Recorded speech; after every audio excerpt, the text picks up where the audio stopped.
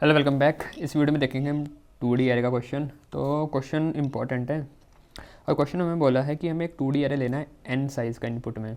तो अभी n size बोला है पेपर में, ये 3x3 भी बोल सकते हैं, 4x4 भी बोल सकते हैं, उससे फ़र्क नहीं पड़ता, लॉजिक समझ में आना चाहिए। तो n बोला है, अब n में कुछ भी वैल्यू आ सकती है, तो उतने बाय उतने का एरे हमारा बनेगा। अब उसके बाद बोला compute and display the border element of the array. Compute and display the sum of border element. Border element हमारे यहाँ पर जैसे आपको दिख रहा है, ये यहाँ पर है, ये 1 2 3 6 9 8 7 4, इनको बोलते हैं बॉर्डर एलिमेंट। अगर ऐसी 2x2 का एरे होता है, इस केस में हमारे बॉर्डर एलिमेंट क्या होते हैं, ये 4 ही हैं बॉर्डर एलिमेंट। 2x2 का एरे है तो इन चारों का सम। ऐसी खाली अगर 4x4 का एरे होता तो फिर उसके बॉर्डर एलिमेंट, मतलब डिपेंड करेगा कि हम कितने बाय कितने का बना रहे हैं, वो n की वैल्यू पे उससे डिपेंड करेगा। बट क्वेश्चन अच्छा है, तो देखते हैं इसका हम सोल्यूशन किस तरीके से बनाएंगे और कैसे पता करेंगे कि भाई इनका सम निकालना कैसे। तो हमने जो शुरुआत की, हमारी 4-5 लाइनें होती हैं, वो हमेशा लिखने वाली वो लिख दी। तो सबसे पहला काम क्या है, हमें एक एरे बनाने से भी पहले क्या करना है, एक वेरिएबल बनाना है n नाम का, जिसमें हमारा साइज़ आएगा एरे का, कि कितना बड़ा एरे बनाना चाहते हो। तो एक एरे बनाने से पहले एक वेरिएबल बना लेता हूँ, इंट n। ठीक है। अब इंट n के अलावा और कुछ भी है, हमें सम भी तो निकालना है, तो सम भी बना देता हूँ, सम इक्वल टू 0। ये दो वेरिएबल डिक्लेयर कर दिए। इसके बाद लिख दूंगा system dot out dot print L N enter. अब n की वैल्यू देगा यूज़र, तो ले लेंगे n equal to sc dot next int. ये आ गई n की वैल्यू। अब बनाऊंगा एरे, क्यों? जब तक n की वैल्यू नहीं मिलेगी तो पता कैसे चलेगा कितना बड़ा एरे बनाना है। तो अब बनेगा इंट a नाम का एरे जो है 2D array equal to new int n, और यहाँ भी n बाय n, मतलब n साइज़ का बोला है, तो दोनों रो और कॉलम उसकी n ही होंगी। उसके बाद जब एरे मैंने अभी तो फ़िलहाल डिक्लेयर करा है, तो एरे बन गया होगा, बट उसमें कोई वैल्यू नहीं डाली अभी हमने, तो अब वैल्यू डाल देंगे। तो for int i equal to 0, i less than n और i plus plus. Less than n चलेगा क्योंकि रो मेरी n है। अब n में जो भी वैल्यू आएगी, अगर 3 दिए यूज़र ने तो 3 रो 3 कॉलम, 4 दिए तो 4 रो 4 कॉलम, 2 दिए तो 2 रो 2 कॉलम, उसकी इच्छा अनुसार, स्वाद अनुसार। ऐसे ही अब for int I equal to 0, I less than n, I plus plus होने के बाद सेम टू सेम एक जे लूप भी लगा देंगे। For int J equal to 0, J less than n, J plus plus. ये लूप हम लगा क्यों रहे हैं? ये लूप हम लगा रहे हैं input to input array elements, या to input element in the array. Comment डाल देना, बस मैं ये बताना चाह रहा हूँ तुम्हें।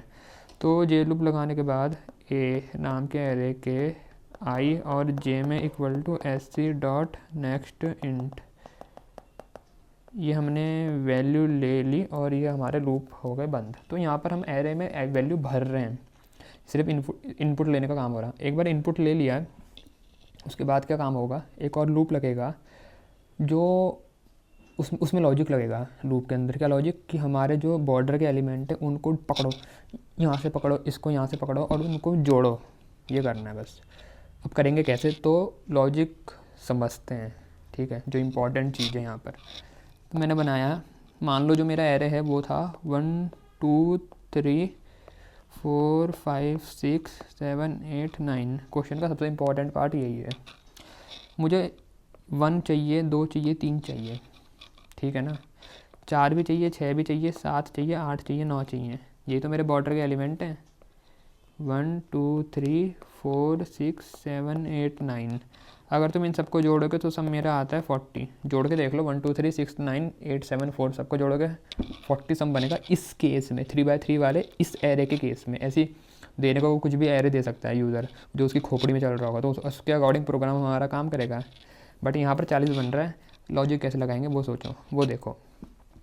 पहली पार्ट जब मैं लूप लगाऊंगा अपना, तो लूप मेरा जो बाहर वाला होता है, आई वाला लूप, वो चलता है रो के लिए, वो बारी बारी हर लाइन में आता है, हर रो में।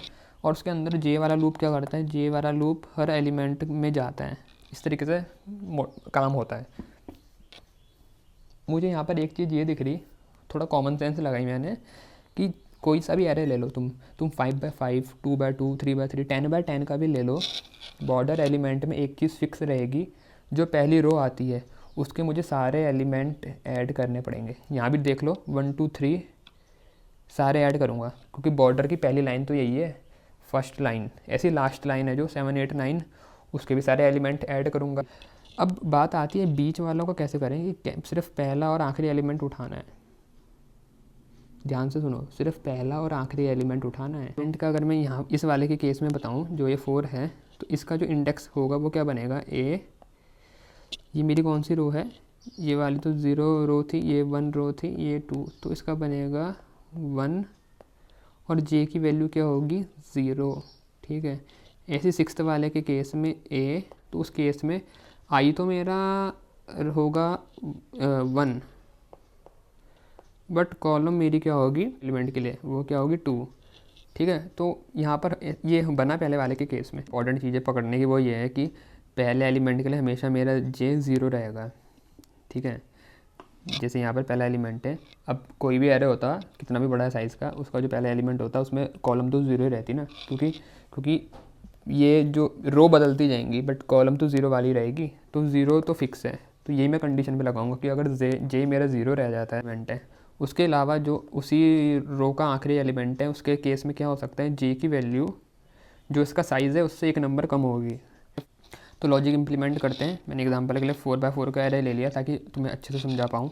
तो देखो अब जो आएगा अगला वो आएगा loop for int i equal to 0। ध्यान से देखना, i equal to 0, i less than n और i प्लस प्लस। अगला आएगा for int j equal to 0, j less than n, j plus plus. इसके अंदर करना क्या है, पहली रो के लिए कंडीशन क्या रहती है, जो i है वो होगा मेरा 0, इसमें होगा 1, इसमें होगा 2, इसमें होगा 3, ऐसे ही होगा ना। तो अगर इफ़ मेरा i इक्वल टू होता है 0 के, तो उससे मैं समझ जाऊंगा कि मुझे मिलेगी पहली रो। बट ये मेरा तो उस केस में मैं क्या करूँगा, तो मैं उस केस में sum equal to sum plus array का ai j करूँगा।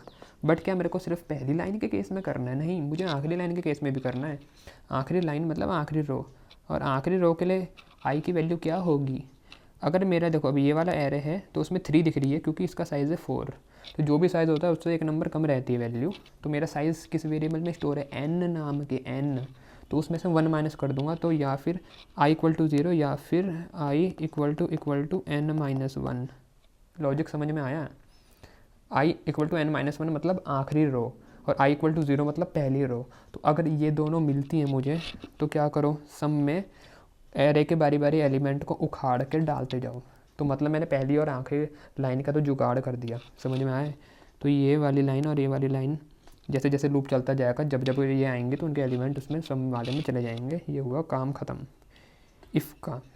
अब एल्स इफ आएगा ना, बाकी बीच की जो बची हुई लाइनें हैं इनमें से भी तो ये 5, 1, 8, 2 चाहिए मेरे को, तो उसके लिए एल्स इफ़ लगाऊंगा।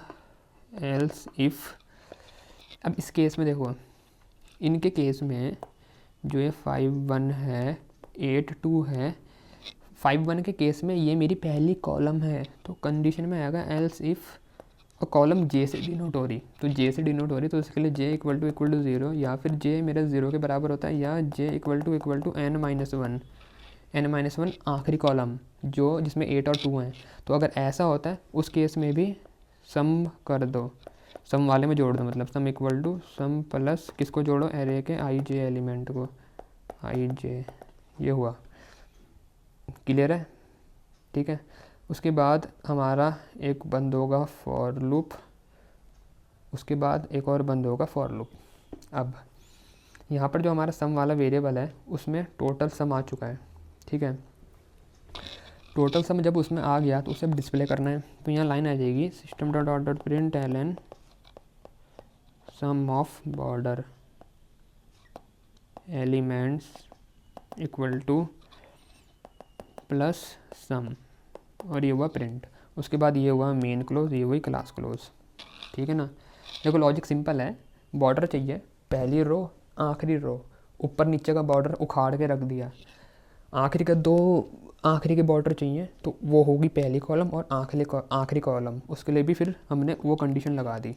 रो के लिए i equal to 0, i equal to n minus 1, column वाले केस में बचे हुए मतलब एलिमेंटों को बॉर्डर वालों के लिए कि j=0 या j=n-1। क्लियर? तो मुझे उम्मीद है तुम्हें समझ में आया होगा। देखो ऐसे लॉजिक तुम्हें सोचना पड़ेगा, मतलब अब तुम जितनी ज़्यादा प्रैक्टिस करोगे उतना ही एग्ज़ाम में कैसे भी क्वेश्चन आ जाए तो तुम्हारा दिमाग अपने आप सोच लेगा लॉजिक। लेकिन तुमने प्रैक्टिस नहीं करी है तो मुश्किल होता है। वो तो हमारे साथ भी है, अगर हम ही पढ़ाना छोड़ दें या हम ही प्रैक्टिस ना करें तो मुझे भी दिक्कत आएगी कोई क्वेश्चन सॉल्व करने में। तो वो तो हर किसी के साथ होता है, ठीक है ना। तो वो प्रैक्टिस तो करनी पड़ेगी। ऐसा नहीं कि सब कोई सोचते हैं कि भाई आखिरी दिन में पढ़ लेंगे कंप्यूटर हो जाएगा, हो तो जाएगा, लेकिन फिर वही बात हो जाती है ना, वो अच्छे मार्क्स वाली और पास होने वाली, वही डिफरेंस आ जाता है ना। पास तो हर कोई कर लेता है लेकिन अच्छे मार्क्स हर कोई नहीं ला पाता ना, वही अंतर है। तो इस वीडियो में इतना ही, उम्मीद है समझ में आया होगा। अच्छी लगी तो लाइक कर देना। मिलता हूँ फिर किसी और वीडियो में। Thanks for watching.